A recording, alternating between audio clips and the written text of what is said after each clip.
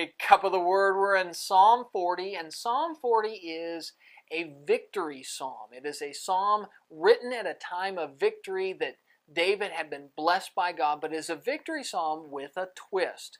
David writes of this victory. We don't know specifically what it was, but it was a big one. And he writes of God's greatness, His tender love, His mercy, His compassion, His great guardianship of His people, and His wonderful works that have led them to honor and victory over some foe. And then he asks the question, what can you give to a God like that? What sort of present can you give to say thanks?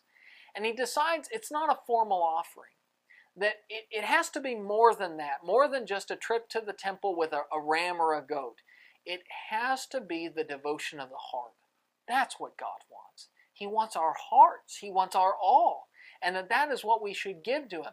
And then in verse 11, the psalm takes an interesting twist. We find out that though there has been a great victory, the problems aren't over. There are lots of other problems ahead.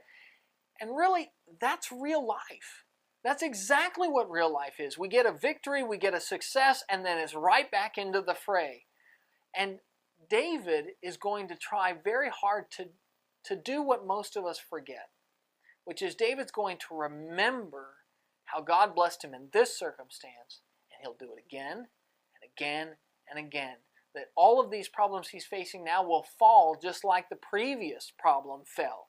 And we need to do the same. We need to be people who embed in our hearts that God really does give the victory over and over and over again. And yes, there will always be another battle, but God will always be with His people. So what does it matter?